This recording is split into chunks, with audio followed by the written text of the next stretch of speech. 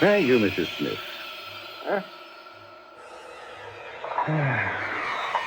Work. There's always work. Yes, sir. Is there anything else, sir? No, I don't think so. Coffee looks hot. Well, thank you very much. You might ask Bentley to let me have a decent wine at lunch, dear. Certainly, sir. I must say, my dear cousin keeps a fine cellar. Enjoy yourself, he told me. Run amok. That I shall not do. For the working holiday must be spiced, Mrs. Smith. So, each and every lunch, wine. Yes, sir. She left me then. She crossed the room from my desk to the door, passing through the beams of sunlight which streamed in through the tall vicarage drawing-room windows. In her transit, she moved with her hand the tall back chair which was slightly in her way. As she moved the chair, I noticed with no amazement, and then with an abrupt shock of surprise, that, unlike everything else between me and the window, she cast no shadow.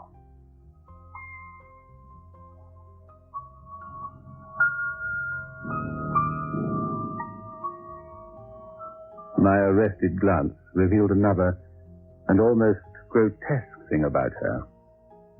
She was wearing a thin muslin frock, which, on that sunny day, I suspected had precious little under it. As she stood in the path of that strong morning light, under her frock, her sturdy but shapely legs were outlined like something on a child's shadowgraph, making her for the moment slightly comic or provocative, according to the mood of the viewer.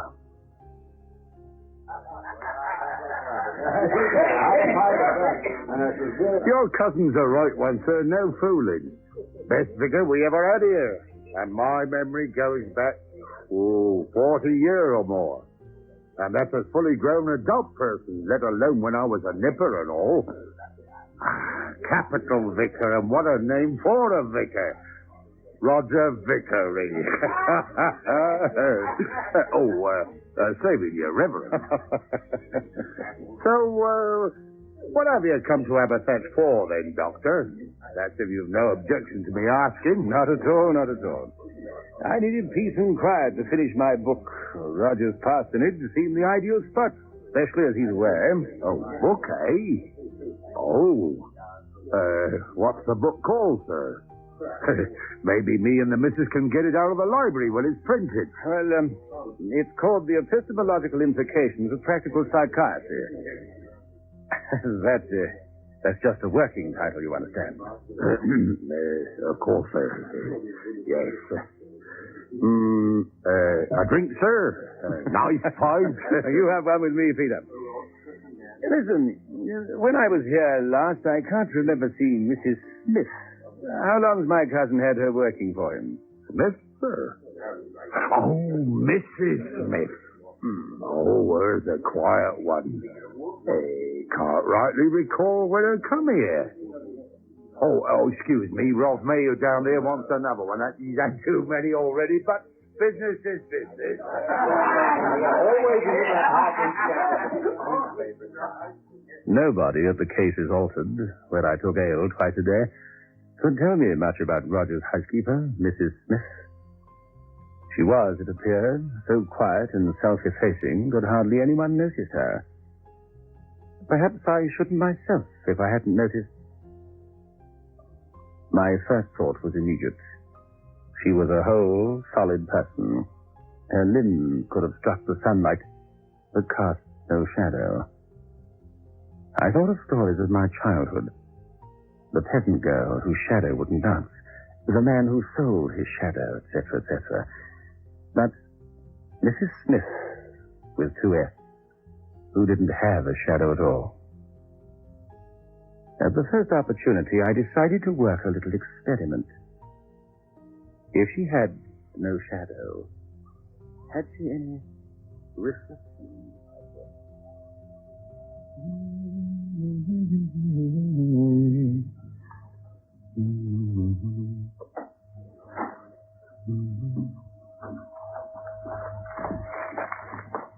Ah, thank you. Same old news, I dare say. Never changes, does it? Would you mind passing me the pipe there on the mantelpiece? No, the curly one.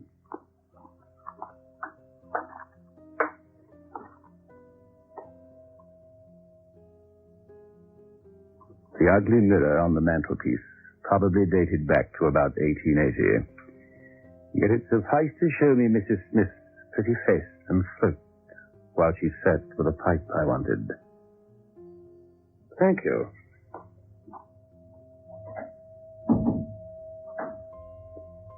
I've got to admit I was relieved, for I've always had an uncomfortable feeling that there may be something in the saying that you won't know you're dead until you look into a mirror and see no reflection.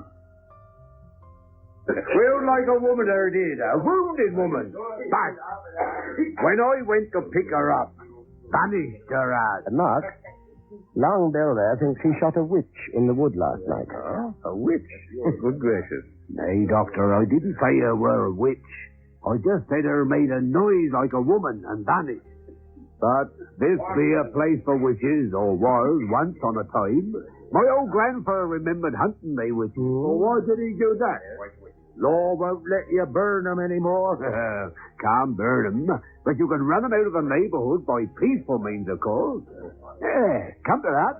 There were a witch burnt in up there long ago, no more than 200 years. Yeah, my old grandfather often spoke of it. From his old grandfather. Oh, a lot of queer grandfathers in the Barlow family. Well, there's no point in running witches out. They would come back again. Aye, they always come back. That's why it was better to burn them when the law said you could. Bloodthirsty, wasn't they? Oh, now you can burn them proper and do right by the ashes, they don't come back. I have heard that proper appointed persons like Vicar, this gentleman's cousin here, our Vicar, I have heard that these persons have means of exorcising witches. Exercising you? Aye, taking the evil spirits out of them. I reckon many a witch has gone to paradise through being exorcised. Yeah, sweat it out of them like. On the hands down, 4 to 14 times. Or knees up by the brown. Oh, I like the exercising of a female witch, I would. Always the right one, that one, isn't it? Was there really a witch burnt here, Jeffers? Oh, not in my time. Oh, I thought you'd been doctor here for at least 200 years. No. Last round of it burnt, I believe, was Dornoch in Scotland, in the reign of one of the Georges. Oh, I'm no expert in these matters, though. I'm just a rural GP, not a witch doctor. Stop in sometime, Mark. Have a little strengthening in the coffee with me. I'd love to, thanks. On Sundays, it was the custom of the parsonage for the inmate to prepare his own tea and have Mrs. Smith back to make supper in lieu of dinner. The arrangement suited me all right. Actually, I have to confess that I'd grown to take pleasure from merely watching Mrs. Smith move about the place. After the Sunday morning talk of witches in the pub, I discreetly watched Roger's housekeeper prepare my supper. I noticed that one of her wrists was bandaged. Had an accident? She made a motion as if to hide the injured hand. Oh, 'twas nothing, sir. Mishap rather than an accident. Oh? I suppose you're not a native of these parts, Mrs. Smith? My husband was, sir. How did you lose him? Doctor said some kind of seizure, sir. He was found dead one morning in Ralton Wood. One morning? You mean he'd been there all night? What a worrying time for you. Oh, no, sir. He was off and out all night. What was he? He was a junior keeper at the Hall, sir. It was thought at first he might have been shot or killed in some way by poachers, sir, but, well, no one gave much ear to that. Besides, poachers are fearful of hauntings, sir. Haunting? Murdered men come back, sir, and the dead ride fast. No, my Bert's death was what the coroner calls natural causes. Though they did say... Yes, they did say. Some said he'd been bewitched to his death. I went away for a time, but I came back. Fortunately for me, Mr. Smith, you make me very comfortable. and she smiled and crossed the room. And although the lamps were turned well up, no shadow accompanied her to the door.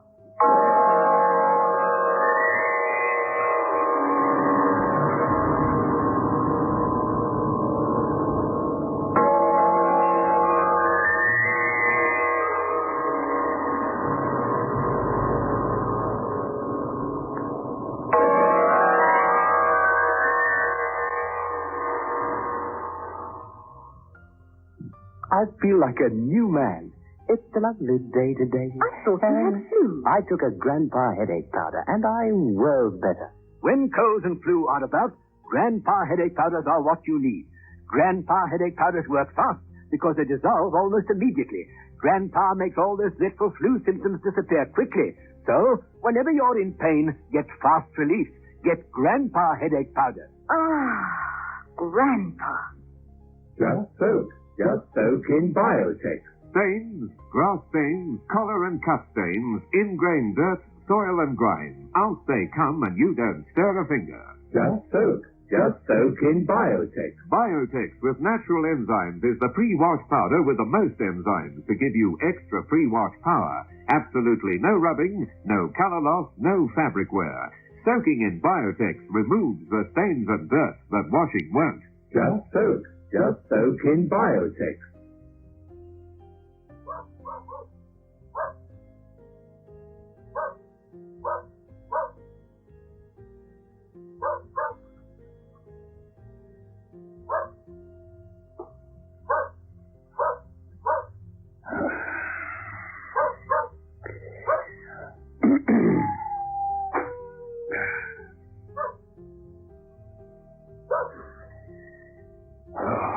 Final revision. Well, nobody can ever say it's a task to be enjoyed. Something to be got over, more like.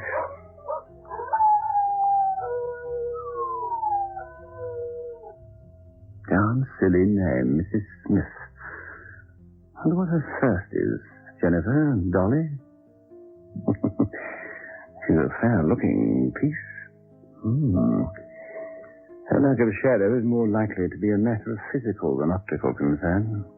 Squealed like a woman her did. A wounded woman. But when I went to pick her up, her had vanished, her hat. Oh, 'twas nothing, sir. A mishap rather than an accident.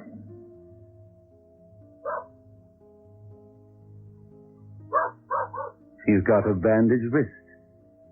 She hasn't a shadow. Some say He's been bewitched to his death.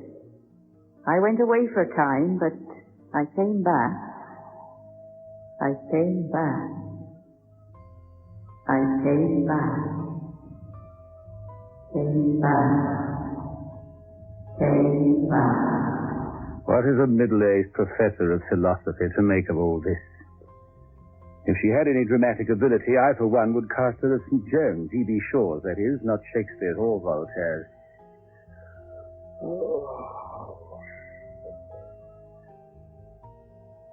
A week passed. My relations with my reticent maid remained the same. I heard no more talk of witches, and the cases altered. The second Sunday came and went. The weather grew stormy. The days seemed shorter. There wasn't much more of my working holiday left. Mrs. Smith still fascinated me. I think that if I'd been a few years younger, despite the difference of class, and that does matter really, you know. I mean, what will one talk about after passion had departed? Anyway, I am middle-aged, was then too, so no matter. I must admit, though, the gowns the creature wore, so thin, so beguiling in that summer sun, why, they brought alive again in me feelings I thought I had left forever in youth. Something on my mind? Something on my mind, you say? I have surely something on my mind. Been of a tremor all day and night. Shaking to meet in as I was. Well, what then, Jonas Stockborough? What would you say to finding a woman stretched out on a flat tombstone at 11 o'clock at night? Hey? Hey, don't you laugh. Cursing the acre, about 11, I suddenly saw uprising from one of the old flat stones what I thought to be a genuine appearance. Well, what was it then, eh? Whereas I told you, a young woman. Did you talk with her, Jonas? Did you have any speech with her, Jonas? 40 years I've been sexing on God's sake of her. I never ever... Did you say anything? Did you... I cried out, that's all. I said, who be there? Who be there? A brave lad, our Jonas. And she tucked up her petticoats and fled. Thought you were an appearance likely. Oh, I was afraid, I can tell you. Sexing for 40 years. Had she nice legs under them petticoats, Jonas? Well, they fair twinkle as she ran. Who was she then? Well, she ran like a startled doe. The moon were now out to my eyes, but a young woman she looked like to me. Probably some mourning mother or wife. Probably one of the courting couple. Mourn her? No, he had no bearing since Jake Mills. And there was none to mourn him.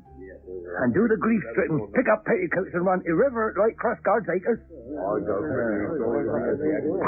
wasn't appearance after all. Do appearances leave footprints in the mold? Do they leave footprints in the gravel? You said it was too dark to see. No, I said moon were no out, but the sun this morning before early celebration. You've been a detective, Janet. The woman in white. Oh, and they, not white. She may have been wearing some kind of pink sort of muslin. What? Muslin? And no coat? On a night like last night? Well, I said she might. For something like an airy, any road. And you let her get clean away? That weren't like you, Jonas. You can laugh, but she gave me a start. You know, talking of women, young and pretty, wearing things like muslin. Now, when I was a lad... Now then, not in front of Flossie, my barmaid.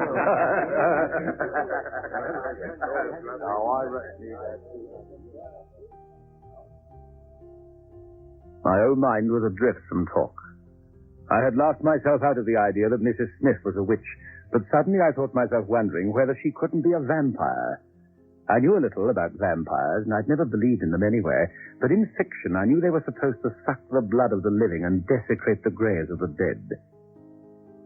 I cannot now recall just how serious or semi-serious my thought was, but it drew me irresistibly to the churchyard on my way back that night.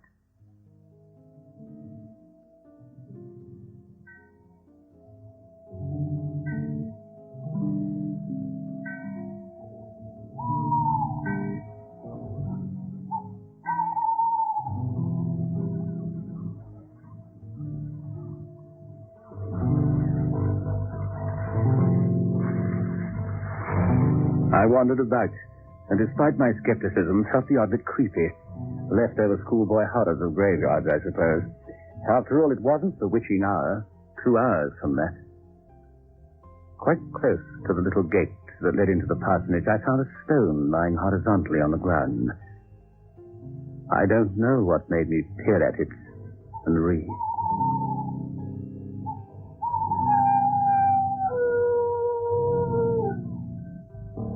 Sacred to the memory of Herbert Smith of this parish, unaccountably smitten on the 19th of July, 1795. And Enoch walked with God and was not. Also, Phoebe, wife of the above, in death they were not divided.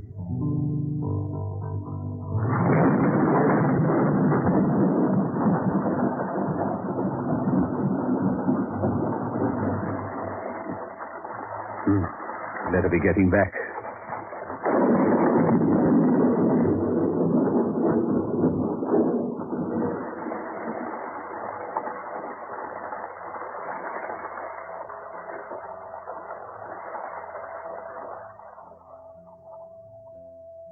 The next night, she looked more beautiful than ever.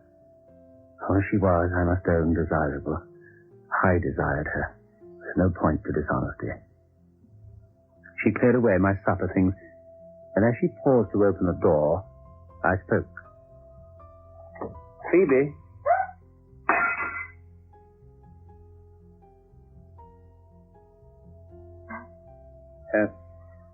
Better get home before the storm comes again. I believe it will again tonight. Leave the supper things in the kitchen. Thank you, sir. I like to be home before the storm.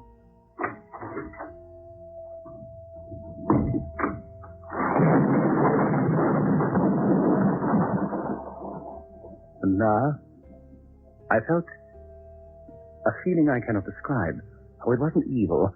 No, it was, as I said, indescribable. I fell asleep in my chair after Mrs. Smith's departure that night.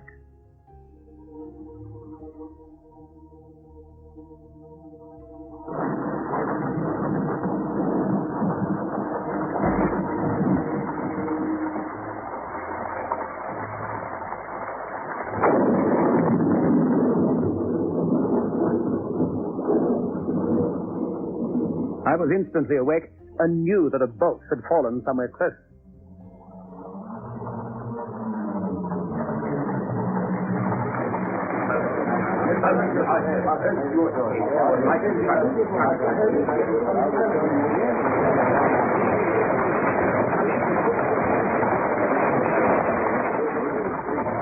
I left the parsonage and hurried out.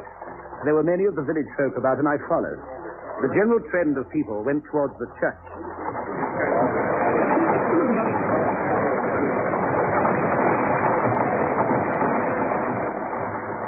The crowd stopped by the very tombstone I had read.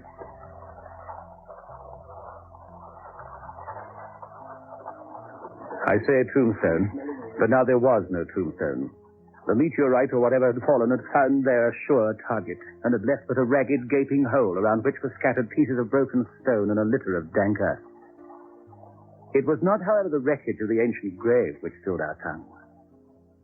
It was the unmarked, unscathed body of a woman, clad in a summer frock of pink muslin which lay beside it. Her face was touched with neither horror nor surprise at sudden death, but bore an expression of serene content. Dr. Jeffers was the first to kneel by her, and as he opened her bodice to test her motionless heart, I saw with a kind of awe that her dress was untouched by rain, her hair as neat as if she had just left her dressing table. Not until the doctor rose from beside the still form did I see that the untroubled hair was grey, and the placid face, though still smooth, was that of an aging, if not elderly woman.